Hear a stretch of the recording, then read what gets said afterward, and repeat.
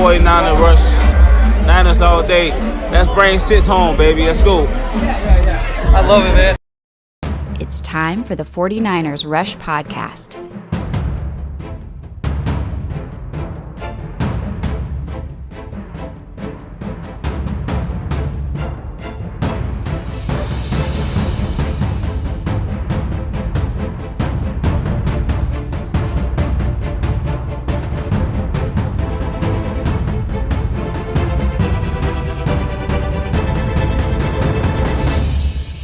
And here's your host, John Chapman.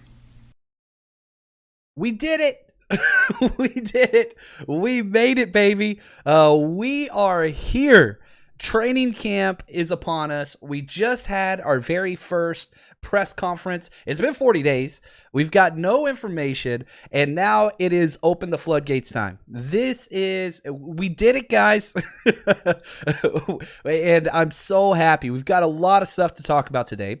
We're going to be going through the schedule, everything that's kind of laid out over the next several weeks for training camp, leading into preseason, leading into the season, all that stuff. For some reason, the 49ers took down their press conference, but hey, I got you. I got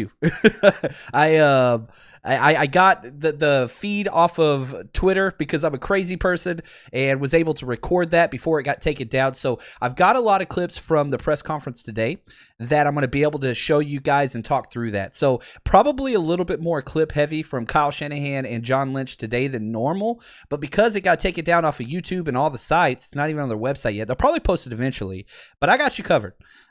Everything about this podcast is designed to create the most educated fans possible so that you can enjoy the games more. And positivity, of course. So thank you, hashtag CC people, all the Countdown crew. Love you guys. And again, man, we got giveaways. We're coming towards the end of a month. Gave away a shirt yesterday. Going to be giving away some more stuff next week. And on top of that, the next episode is episode 400 of the 49ers Rush Podcast. We have been here for a minute, and so I love it. What's up, Tommy? I appreciate the gift, my friend. He says, my favorite guy on YouTube. I love it. And yeah, it depends on where you guys watch and listen to this podcast. I know the vast majority are traditional podcast listeners. That's always going to be there. But for my crew that shows up live with the questions and bringing the energy, I feed off that so much. So I want to say thank you. And again, this podcast, I mean, we're on Twitch, YouTube, Periscope, Twitter. We're all over the place. Facebook Live on our Facebook page. And of course, anywhere podcasts are. Now, let's jump into this. And what I wanted to do whenever I started doing my notes is I was like, okay, let's plan out the month. You know, I do this as a teacher. I do this as a coach. Let's plan it all out so everybody understands what's going on. There's no surprises. And I felt, you know what? Let's do that for the listeners as well. Because the 49ers reported today. So training camp is here. That's the title, right? Training camp is here. Oh, man. Oh, it just sounds pleasant. It makes me feel happy. So practices start tomorrow on Wednesday. Now, throughout this there's only 13 total practices in training camp itself. Once preseason games start, training camp's done. So you just have 13. That's it. And I know that Kyle Shanahan and John Lynch and, you know, the injury bug and all those things that have taken place, they designed these things for a reason. And so there are never more than 4 days of practice in a row. So you practice 4 or 3 days and you get time off. Okay, so what we're going to get is we get 4 straight days of practice to start. Starting Wednesday, then they get Sunday off. Now, the question was asked to Kyle Shanahan about players that are coming off of injuries and rookies and what that looks like for them being phased in. And I thought that this was very telling because, again, Kyle Shanahan is being so proactive with this injury thing. And we'll talk a little bit more about this in a little bit. But here is the head coach himself talking about how he's phasing in players coming off of injuries and what that looks like in light of the very first 4 practices in a row, what that looks like. Now, I believe with individual tomorrow, I think that's, we're not going to put any of them in team situations for a little bit. I'd say at least this first block of days, which I think we got 4 practices, a day off. Then I believe we got 3 more again, then a day off. I think we'll look into it about a week. It's the first time they'll be out there with the D-line and stuff and doing things like that. Jalen with the receivers. I'd be surprised if they got into team drills within a week. But as soon as they're ready, they'll be out there.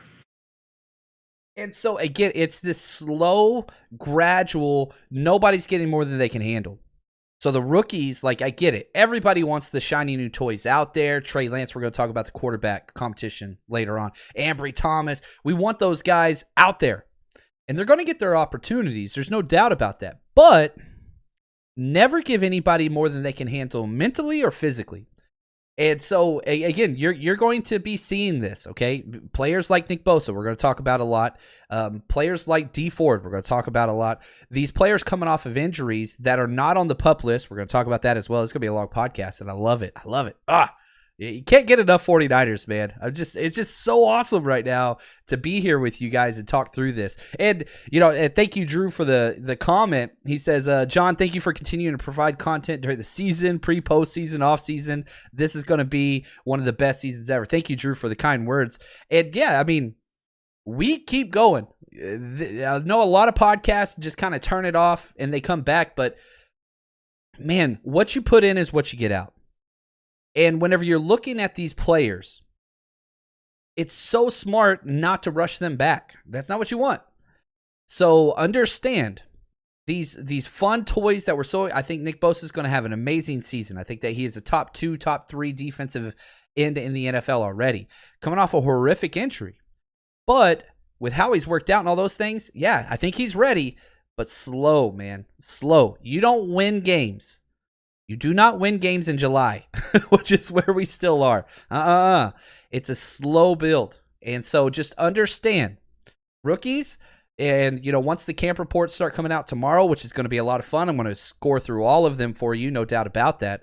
But understand, don't expect a lot of rookies to be getting first-team reps. Even Aaron Banks, who I think is going to be the only starting rookie week 1 at right guard, I don't expect to see that for the first week. I just don't. Daniel Brunskill is going to be the starting right guard, getting the 1 reps for the first couple of days. So those 4 straight practices, they get Sunday off. Then they go Monday, Tuesday, Wednesday, okay? Then Thursday off. So 3 days. So they're up 4 straight days, day off. 3 straight days, day off. Then they go Friday through Sunday. So 3 straight days, another day off, then Tuesday through Thursday. And that's it. That's all practice. So 4 days, then 3 days, then 3 days, and 3 days, done. That's it. Then we get the first preseason game, 8/14. Oh my gosh, it's so close. We're like 2 weeks away, baby. And that's where it's going to get fun. I love training camp. I love reading all the reports. But that first preseason game, 1, it's the Chiefs. We hate the Chiefs. But 2, we get film. We get film. No coach speak. No. The eye in the sky never lies. And for my Patreon members, man, that's whenever it gets good, because I'll be sharing every single snap, offense, defense, the all 22, the behind the end zone. If you're one of our Patreon members, that's where it is.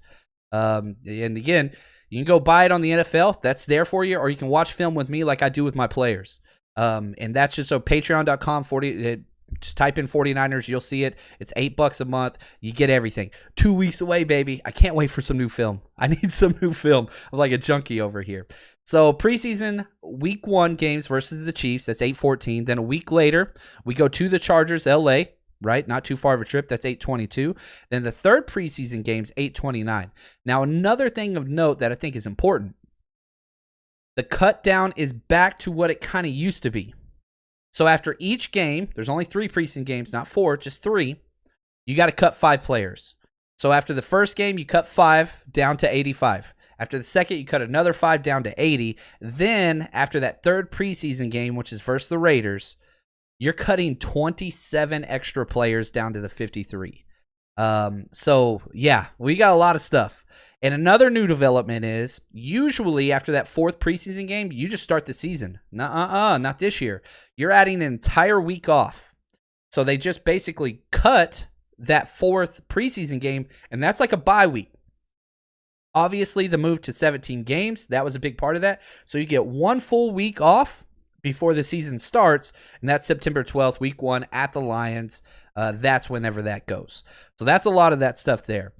Question real quick from Shooter37. He says, what happens if Lance doesn't sign before tomorrow, what would that do for his development? So let's talk about this, because that's not even, I had this on there and I want to talk about it. The question was asked. There's two first-round rookies that have not been signed yet. They're represented by the same agent, and they're both quarterbacks. They were picks number 2 and 3. So Zach hasn't signed, and now Trey Lance hasn't signed. And so let's listen to them talk about the deal. This is going to be our general manager talking about why it's always like this for the 49ers. That he does. Sometimes these things, I just look at our history since we've been here. We've never had a holdout, but it's always seems to go down to the wire. And, I'm confident. It's important that he is here. I think for any rookie, for every player, every rep counts, every meeting counts, but in particular at that position. So we're hopeful and expecting that Trey will be here, and certainly know the importance of him being here. So, you go all the way back, and man, this is going to hurt, to Solomon Thomas. He signed his deal in full pads and ran to the practice field. This is just the way it works. The 49ers don't budge, and they understand, and sometimes it goes down to the wire, as he said. That's just what it is. Rashawn Slater just signed about an hour or two ago, and Zach Wilson's the only one that's unsigned. Again, those two guys have the same agent, so it's kind of a stickler for whatever it is. But the one question we do know, there's not going to be a holdout because everything's slotted. And Trey Lance ain't missing a workout, guys. He worked out more this offseason than anybody else that we know of. Him and Nick Bosa, I swear, man. Like, they're competing against each other, and I love it. Trey Lance is going to be there. Even there's a possibility he could work out even without the deal signed. I doubt it. But, I mean, he did all of OTAs. He did all of minicamp. He did all the workouts with all the players. He did extra workouts before the draft. So, just understand, this is going to get done. I fully expect this to not be an issue. So don't worry too much about that at all. Love this. Hashtag Fear Bosa from 49ers Faithful Forever. Thank you so much for the gift. And man, how exciting is it going to be? Week 1 against the Detroit Lions, when Nick Bosa is going against Penei Sewell to destroy Jared Goff, not for the first time. It's going to be greatness. I'm with you. Thank you so much for the gift, man. Really do appreciate that. That is awesome. And, again, piggybacking off the Trey Lance thing, Ambry Thomas just signed his deal yesterday. So every rookie signed except for Trey Lance. And a lot of that time, the number 2 and 3, it has to do with guaranteed money and some special concessions where you can manipulate the way in which you receive your cash, so you don't have to pay California taxes as much. And so putting into incentivizing and the game checks, because you pay the taxes based on where you played. So, like, for example, week 1, if it's more of a game roster bonus, then you'll pay Detroit taxes or Michigan taxes instead of Los Angeles taxes. So that's what all that is. I know it's like whatever, but man, training camp's here. We should all be happy. Now let's talk about the quarterbacks. And probably one of the things the most important thing that came out of this press conference is the question was this: is there an open quarterback competition? Here's Kyle Shanahan himself. Yeah, just treat it like I would any other situation. I mean, Jimmy's going through OTAs, what he's done. I mean, he's our best quarterback in the building right now. So he'll start out training camp that way, and we got 3 other guys behind him. We're going to give Trey the first chance, obviously, as the backup. And anytime a guy's playing a lot better than the guy in front of him is when you start to split reps up with that team and start to talk about it. But Trey's had 7 practices with us, and haven't seen him for 40 days, so not thinking about that right now. Just having Jimmy go in, he's our starter, and you're going to give all those guys every opportunity to improve. And if someone ever looks like they give us a better chance to win, we'll make that decision then. So it's not a competition. It's Jimmy is the starter. He'll take starter reps, and then you mix the other guys in as you normally do. Yes, yeah, there's no open competition right now in terms of they're getting equal reps with the same group. Jimmy's coming in as the 1, Jimmy and Trey's coming in as the 2. You have to listen. I understand, okay, most teams don't trade up to number 3 and draft a quarterback that are at the 49ers situation. We've been saying that, and that's why there's so much conjecture and so much wrong information that was put out there. The Mac Jones stuff. Oh, they're trading Jimmy Garoppolo as soon as they drafted him. Oh, it's going to be happening. Oh, okay, Jimmy Garoppolo is going to be traded right after the draft. Okay, well, no. What has our front office and head coach said? They haven't missed a step. This isn't the first time they brought it up, but they've been so consistent. Yet people are like, oh, Trey Lance week 1, period. That's all there is to it. You don't trade up. He gives us a bet. No, listen. Whenever they went to talk to the ownership, Jed York and others, and they said, look, we're going to trade up, but the only way we're going to trade up is if we can keep Jimmy too. And the salary cap implication, all that stuff, I get it. Listen to what they say. They're telling everybody, we're not the Jets. The Jets, okay, Robert Saleh is now the Jets head coach. They trade for Zach Wilson. Now imagine this. The Jets don't have a quarterback on the roster that has ever started a game. And on top of that, their quarterback still isn't signed. Their rookie quarterback that they, got at number 2. We're not them. They're clearly in a rebuild. They're clearly just going through growing pains. That's not who we are.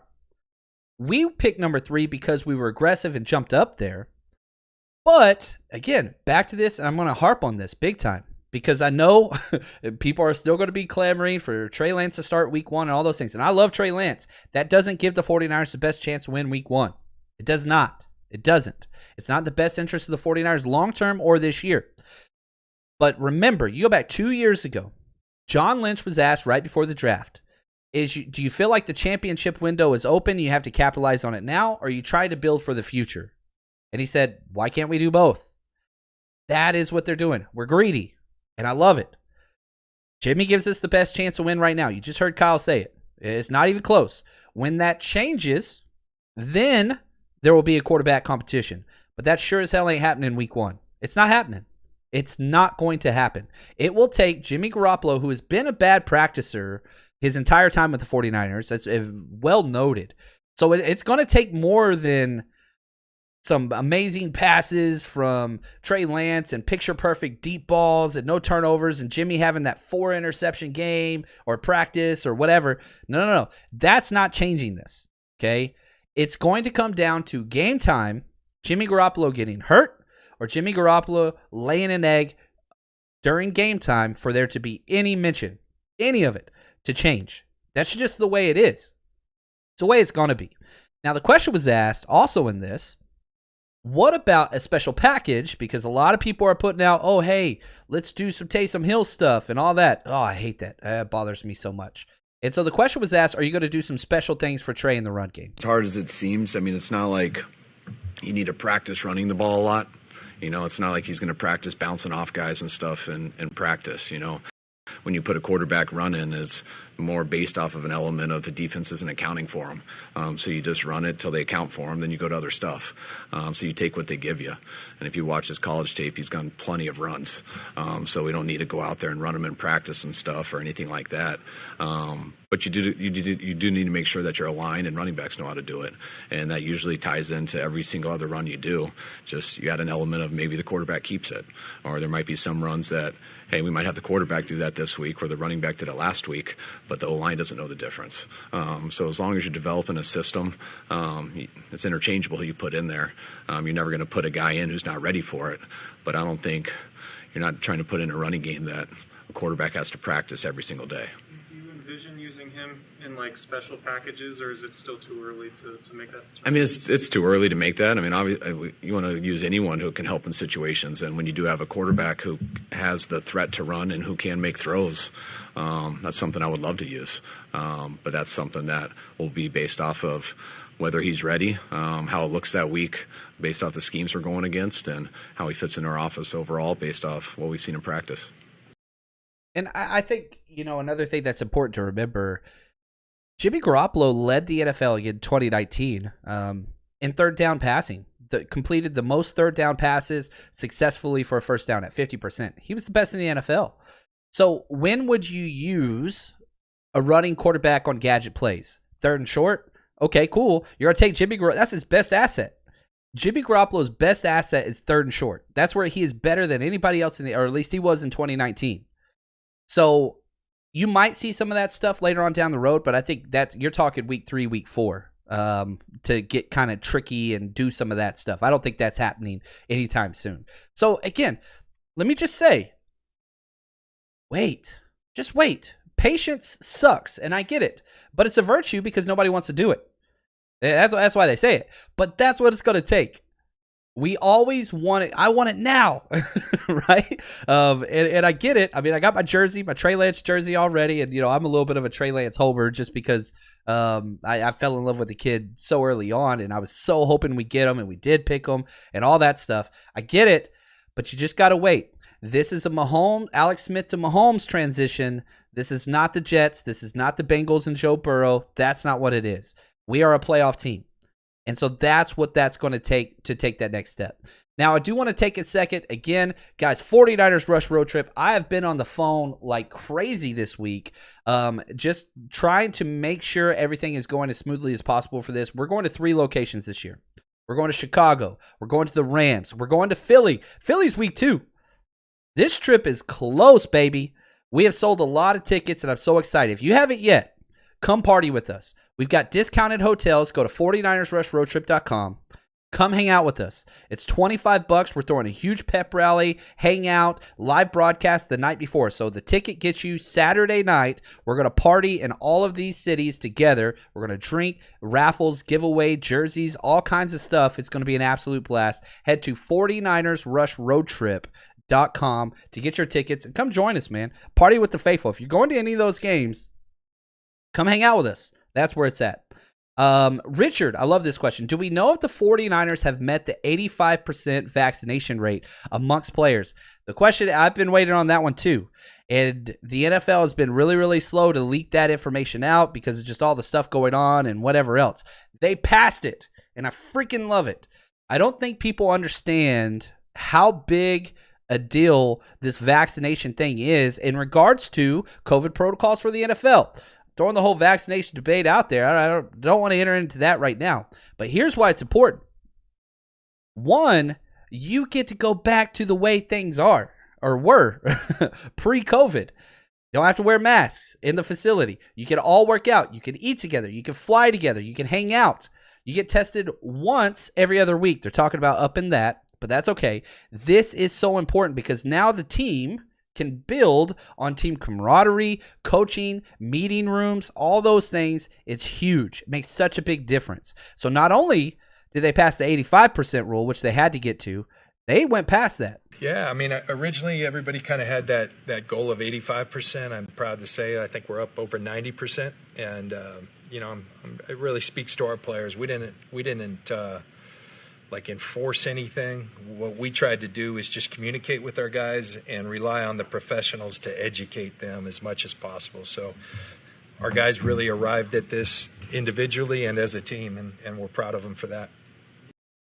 It's a big deal. I'm telling you right now, it just changes as a teacher, man, like those Zoom meetings and all those things. So we're over 90.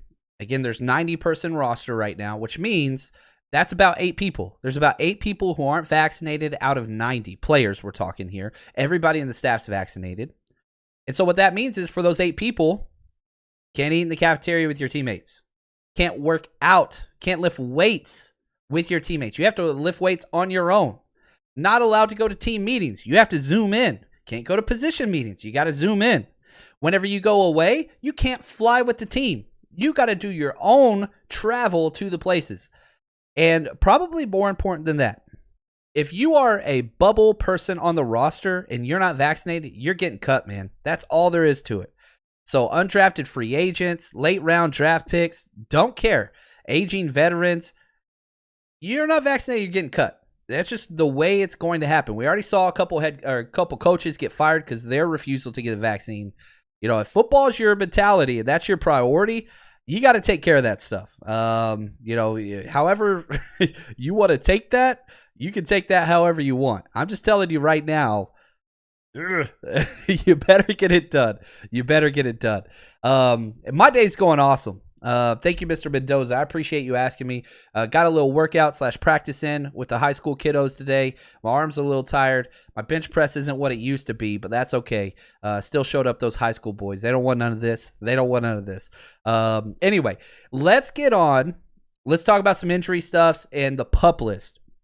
because the question comes from 49ers Faithful Forever. Who's your pick to take the wide receiver 3 spot? Well, we got some pretty dang good news today as far as that goes. So here are the players, and it's a small list, who are going to wind up on the PUP. PUP stands for physically unable to perform.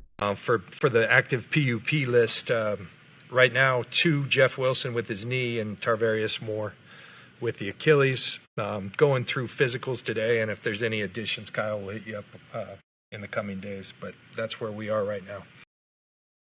Now, a couple clarifications, and I got to do this all the time because the NFL is so terrible at coming up with names for things. There's the active PUP, okay? Which means, and tomorrow's the deadline before practice tomorrow. That's what's key. Only 2 players, Tarvarius Moore and Jeff Wilson Jr. If you're not on the initial, okay, the tomorrow PUP, if you're not on that, then there's an issue because you can't go on the regular season PUP. Preseason PUP, also known as PUP Active, and PUP Reserve, regular season, 2 different things. These players, Tarvarius Moore and Jeff Wilson, can be activated at any point, at any time, because they're on this initial list, okay? That cannot happen, okay, in the regular season. Right now, let's just say miraculously, Jeff Wilson's healed. He can come out and practice tomorrow. You can take a player off the PUP Active or preseason at any time. Also important to note, if you're not on the initial PUP, these 2 players are, nobody else is, you cannot go on the PUP when the regular season starts. You don't get a roster exemption, okay? So only these 2 players are. Now, usually what happens, the PUP is a 6-week tender. So both of these players, Jeff Wilson Jr., Tarvarius Moore, they're on the PUP Active preseason list. They're not going to get healed, unfortunately. Jesus isn't on our medical staff, as we all know. And so when the 53-man roster comes out, both of these guys will not count against the roster, and they'll have 6 weeks to be activated off that list. Then they would count against the roster once they're activated. But, and this is key again, nobody could be added to it and not count against that initial 53. I know this stuff's confusing, and there's pages and pages on NFL.com if you want to read through it, but this is a great sign for, back to your question, 49ers Faithful, my wide receiver 3. Guess who's not on the PUP? Dun, dun, dun. It's my boy. It's all our boys. And I think that's kind of the thing. It's who they don't mention. Because Jalen Hurd, baby. Jalen Hurd, he's not on it. No injury designation heading into training camp. Does that mean he's going to be full go? Absolutely not. This guy, he hasn't made it out of training camp once in 2 years. But again, very similar to that very first clip I played. Those first 4 practices, which start Wednesday, individual only, slowly work them in. No team, no 7-on-7, none of that stuff. You're just leaving them out, going through individual, slowly coming back in. Then after that day off, you reassess, see what that looks like coming in. So that's who I have as the wide receiver 3. And there's a lot more guys that I want to talk about that weren't mentioned on this, and we're going to get through them. But we've got to talk about strong safety because they did say later on, man, Jaquiski Tart with his toe, he might be on there. They might put him on there tomorrow. Tart's missed so much time. But when you have Tarvarius Moore, safety. Then you got Jaquiski Tart, safety. You've got Jimmy Ward, former Mr. Glass, right? But who's going to be that other strong safety spot? And I love the way our head coach answered this question. I feel like he just nailed it. So here are the other options at the other safety position. Pretty good group there. I mean, just John being able to bring in Tony Jefferson and Tavon Austin. I mean, Tavon Wilson. Tavon Austin was last year. Tavon Wilson. I mean, get 2 guys that we've played against that are good players. I know that they haven't been playing as much lately, especially Tony. But we feel they're healthy and they're out there. So, hopefully Tar can get healthy and stuff. But we've added some veteran competition to where I feel we have a lot more competition there than we've had in the years past. It was really unfortunate losing Tarvarius, just what he brings to special teams and how much playing time he got last year.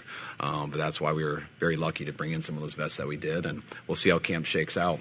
I know all those guys are going to get opportunities, all those guys are going to get reps, and but it'll be some good competition this offseason. Yeah, and I'm not too worried about the safety position. Tony Jefferson is an anomaly in and of itself. Like, he is the Oh my gosh, who's the linebacker? Zach Thomas for the Dolphins.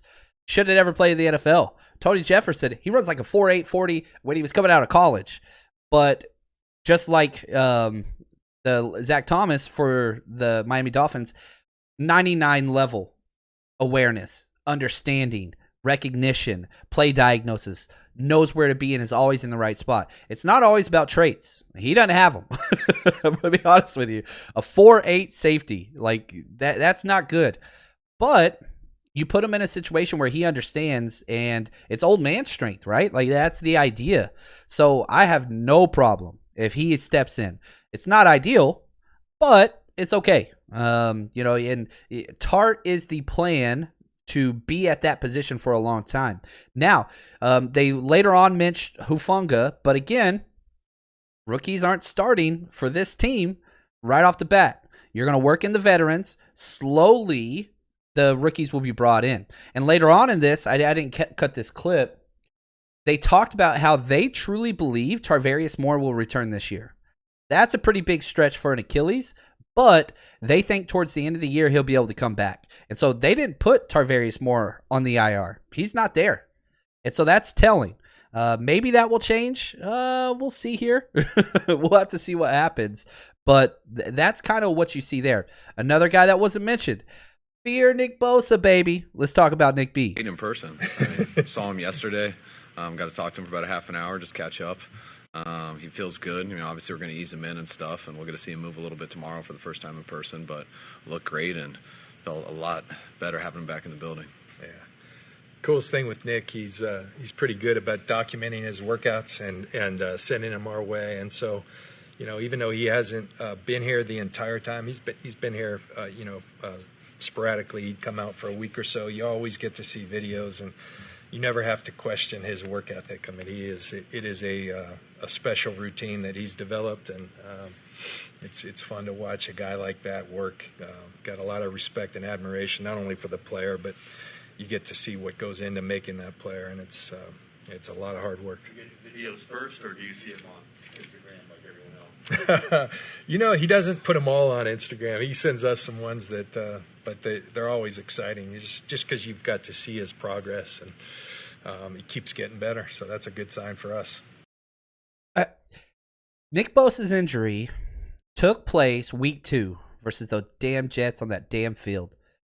He's had plenty of time for ACL recovery.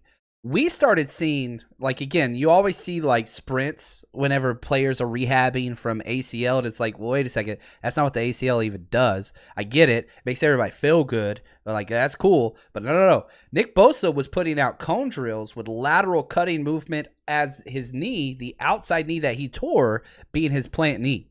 That's what you got to see. The side to side, the lateral movements, the cutting, the planting, that's the ACL. We were seeing those over 2 months ago. No concern about Nick Bosa in this ACL. We're past that. This was 15 years ago. Yeah, I doubt he'd be playing right now. Medical technology and all that stuff, it's changed dramatically. This guy's going to be the cornerstone of this defense. No doubt about it. Now, and I love this, Frank. I didn't even know this, so I appreciate you putting this out there.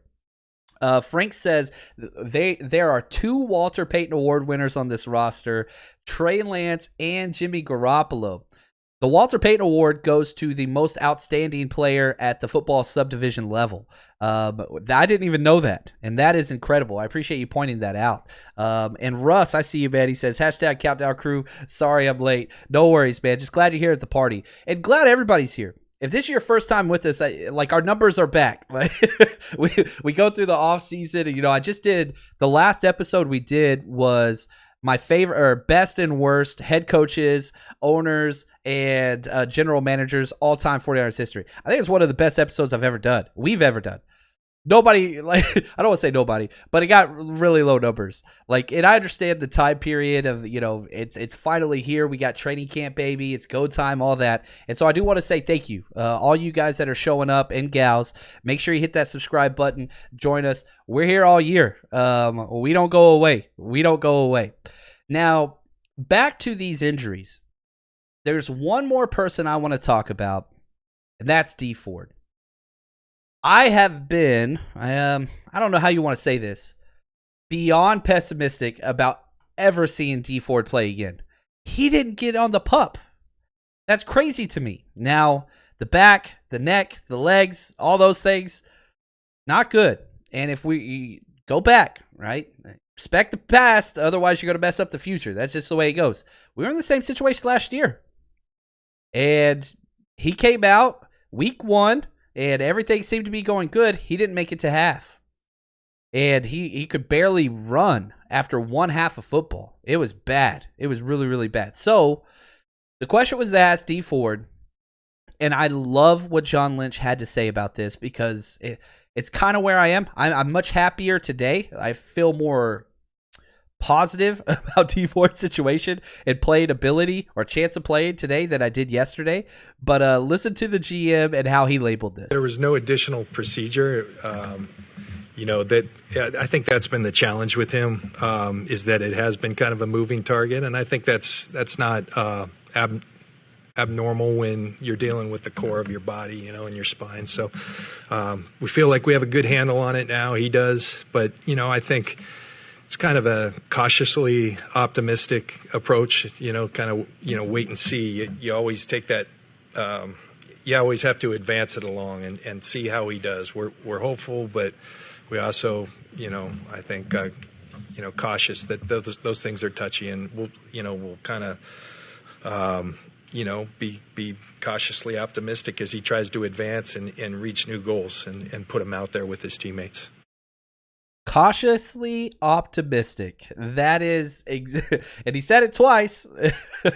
And so, whenever you look at that, it's like, all right, now what do you need from D Ford? You don't need much. He is a pass rush specialist only that comes out in our NASCAR package. Third down. I said this a couple podcasts ago. I don't care if he plays 10 plays a game. If you could guarantee me he's only you get him for 10 plays a game, I'd be like, yes. If he plays one snap, I'm happy. I have the over-under at 0.5 snaps if I was setting my own. I just don't know if it's there. Now, he's betting on himself. He could have had a huge chunk of money. He chose to defer that and spread it out to help the team out so that they would keep him. So it was a win-win.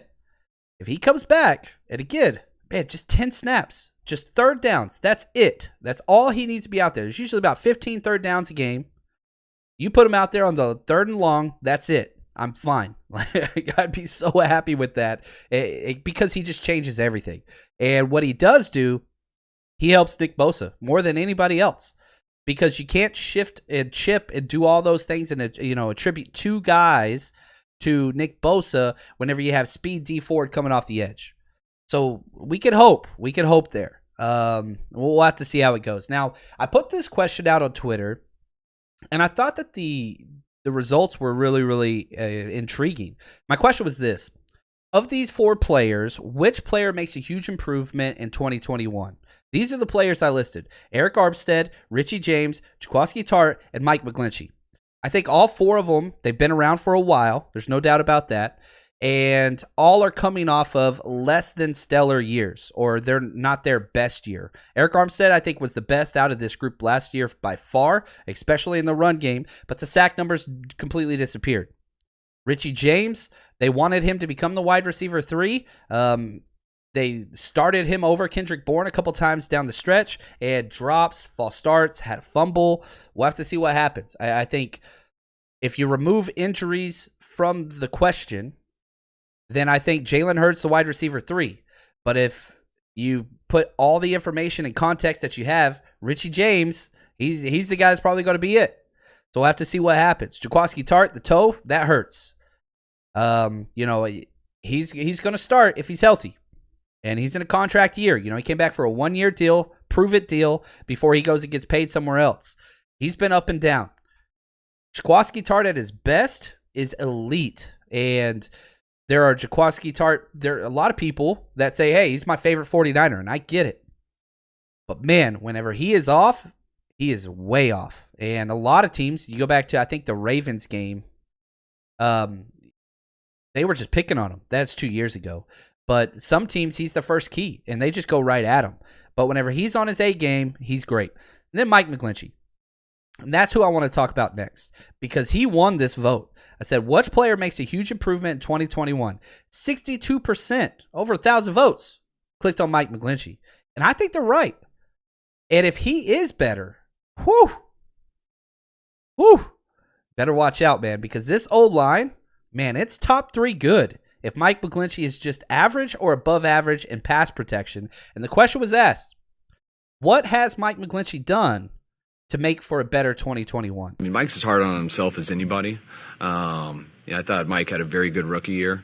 There was a couple of things he took a step back in last year, which he understood, and we're also in a lot of different situations. I mean, first year, the way we played was a little bit different than the second year. I mean, we were playing sometimes catch-up football, and you're in a lot of 2-minute situations, which is a totally different element than how we played in 2019. I think Mike, like everybody, didn't get quite the off-season that he wanted, not because he's not a hard worker or anything like that, just going through COVID and stuff like that. And so you see, where your weight's at, how that affected you going through that year. Sometimes losing weight helps, sometimes it hurts. I think he put a little bit more on, but I don't think that was the big thing. It was just being the strongest and most in shape, ready to go. And I think also the mental aspect of the game. I mean, when you come in the league as a high pick and you have a good rookie year and you go through a couple rough spots in your second year, that's not going to define you. It's how you come back from it. And I think Mike really attacked everything. And sometimes you got to tell Mike to slow down a little bit because it means the world to him. But just talking to him, being around him today and yesterday, you can tell he's in a great space and a great place. And I think he's ready to go. And I'm excited to see him out there this year. I love it, man. Oh, it's the things you want to hear. He always plays a little light. And again, you have to remember, we have burnt into our brains the huge, 4 or 5 just goof plays where he gets blown up, he gives up a sack, he gets a quarterback hit. I get it. You can't delete those plays. And I'm not asking anybody to do. But an offensive tackle plays about 700 snaps in a year. You don't let 5 plays define 700 snaps. You don't do that. But he's got to fix them. There's no doubt. And if you look at the other 695, he's great. The highest graded run blocking offensive tackle in the NFL last year. The highest. Number 1, ahead of Trent Williams. He was more consistent. He's bulked up. He's added some weight. Hopefully, him getting run over by nickel blitzes is a thing of the past. And again, just got to fix those 5 plays. It's not like he has to change his whole game. That's not what it is. His game's fine. But he's in a contract year. That's huge. And if he wants to get paid, he's got to fix that. That's what he has to do. And I think he will. And, man, this offensive line, oh, golly, man. It can be so great. I think we're top 5. I just listened to a friend of the show, Ross Tucker, his podcast. He went through and ranked all 32 offensive lines. And we were in the second tier, not elite. But I think we were 5th or 6th. I think we were number 6 in the NFL. I think that's about right. If Alex Max can hold his own, if the rookie Aaron Banks can, step in and start week 1, and if Mike Mcglinchey elevates his play just a little bit, I think we're top 3, guaranteed. I think that's where we are. You just got to get those things fixed. Thank you, 49ers First Takes. Appreciate the gift, man. And I'm with you 100% on this. He says, I heard D Ford say, I feel great and healthy last preseason. I put zero trust and confidence in him and what he says. I agree. The only thing that is different this year is that he bet on himself. Because he could have just kept all that guaranteed money and got a huge lump sum, pieced out, rode into the sunset, got all the money that was left on his contract, which was a lot. But instead he said, time out, let's spread it out. I don't need any more money. I'm betting on myself. And the 49ers are like, all right, cool. So that's the one little area that gives me a little bit more hope and a little bit more faith in D Ford's situation. We're not going to be seeing him, in any situation in training camp for probably the first 2 weeks. He's going to be out there doing individual, off to the side. I doubt he's just going to be working one-on-one with the training staff. That's what we're going to see. And, we'll just have to see what happens. That's kind of where it is. And so I love it, man. This is such a good time. You should leave this podcast with a damn smile on your face. Not because of anything I said, but because of the situation the 49ers. Again, referencing the podcast I just did, went through the worst coaches, worst GMs, and worst ownership in our history. We're not there. We are on the cusp of the classical age, my friends. because all signs are pointing up. Oh, we had everything go wrong last year. Literally everything go wrong. We went 6-10. We went 6-10 in a apocalyptic situation. We're way better this year than we were in 2020. And I'll say it. This roster versus 2019 49ers, I'm taking this roster. Because this roster is built to not be affected by injuries near like what 2019 or 2020 were. We have so much more depth. We have so much more top-end talent. I love this team. I'm excited. 49ers Ultimate Report, just want to say thank you for the gift, man. Appreciate it. He says, sup, John? Keep on the grind. Yeah, man. Just grind. Put it out content like crazy. I'm pretty excited. I don't want to announce it yet. Everything's not completely finalized, but I do have a former 49er scheduled to be coming on the podcast in the next week. I don't want to put that out there until it's all finalized and all that stuff. But stay tuned. We've got a lot more, plus bonus episodes on Patreon. Okay, I can't push this enough. That allows me to do a lot more of this. Patreon, financial support, so I can put more time to this. That's the place to do it. If you want to help the podcast, that's the number one place to do it. And I love this. Paul Stack says, I'm calling it right now. The 49ers will draft Trey Lance. Man, I love the faith. It's just stepping out on a limb, Paul. You are the man. I love it. Hey, Philip, glad you joined us, man. But that's going to do it for us today. Hopefully you enjoyed this. If you jumped in late, go back, hit subscribe. Wherever it is you're listening to this right now, hit subscribe. Help us out. We're going to be here all year. We got a lot of stuff to talk about. And until then, as always, stay strong, faithful.